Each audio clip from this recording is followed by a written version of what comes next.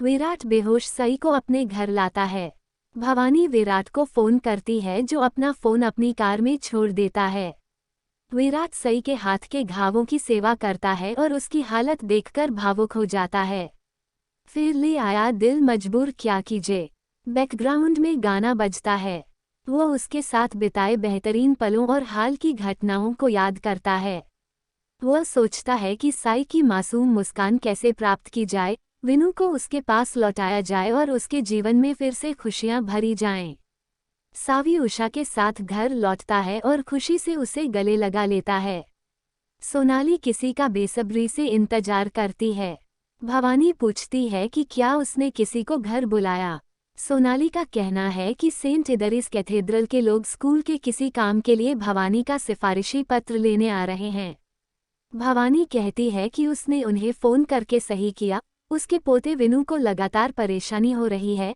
पहले पाखी ने उसके साथ भागने की कोशिश की और अब वह सई की वजह से बीमार है। सोनाली कहती है कि अगर उसे लगता है कि विनू की नज़र बुरी नज़र है तो वो उसे पाखी और विराट के साथ मुंबई ले जा सकती है, जहां वह जल्द ही ठीक हो जाएगा। भवानी उसे अपना दर्द ठीक करने के लिए कहती है। वह जानती है कि साई किसी भी हद तक जा सकता है। विराट सावी को चाहता था, लेकिन सई ने सावी को विराट को नहीं दिया। सोनाली पूछती है कि क्या उसने सावी को अपनी पोती के रूप में स्वीकार किया। भवानी का कहना है कि विराट जहां भी जाएगा साई वहां पहुंच जाएगा, इसलिए उसे इस समस्या का हल खोजने की जरूरत है। विराट सवी को खाना खिलाता है। सावी पूछता है कि साई परेशान क्यों है। विराट सोचता है कि उसे कैसे बताया जाए कि वे किस दुविधा में हैं। सावी पूछता है कि क्या ऐसा इसलिए है क्योंकि विनू उनके साथ रहने नहीं आया। विराट का कहना है कि उनकी सावी इतनी स्मार्ट हो गई है, जो भी वह सोचती है वह सही है। सावी उसे विनू से यहाँ आने और रहने के लिए कहने के लिए कहता है। विराट का कहना है कि विनू उनके घर में रह रहा है। विराट कहता है कि यह उसका घर भी है क्योंकि वह आई को छोटी मम्मा और उसकी छोटी बहन कहता है। वह पूछती है कि वे चारों एक परिवार के रूप में यहाँ क्यों नहीं रह सकते। वह उसे उनके नाम के साथ नेम प्लेट देती है और उसे बाहर ठीक करने के लिए कहती है क्योंकि वह विनू को इसकी तस्वीर भेजना चाहती है और उसे बताती है कि वे एक परिवार हैं। विनू इसे देखकर यहाँ आएंगे। विराट को उम्मीद है कि उनके जीवन में चीजें उतनी ही सरल होंगी जितनी सावी सोचते हैं। वह नेम प्लेट ठीक करता है और साई को आई लव यू कहते हुए याद करता है। सावी इसकी तस्वीर क्लिक करता है और विनू को संदेश भेजता है कि यह भी उसका घर है और उसे उनके साथ रहना चाहिए।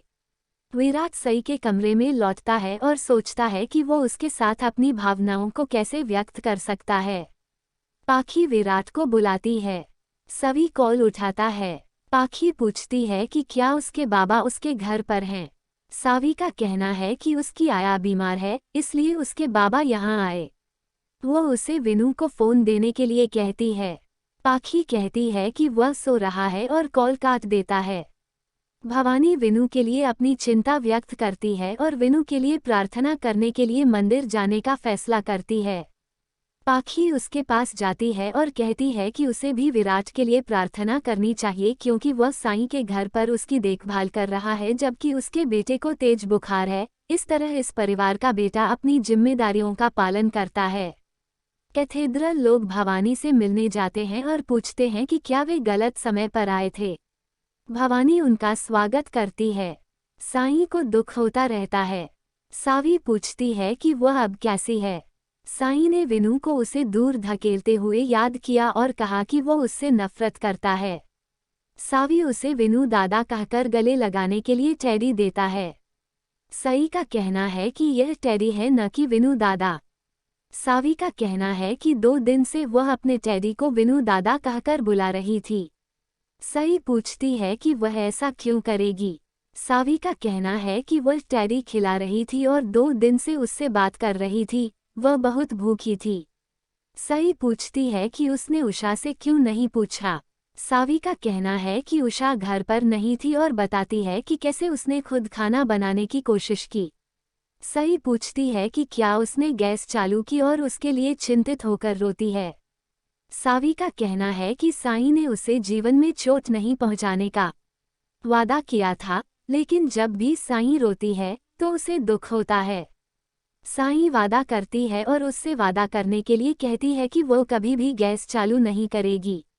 सावी का कहना है कि बाबा ने उसे सिखाया और उन दोनों की देखभाल की, वो बहुत अच्छा है।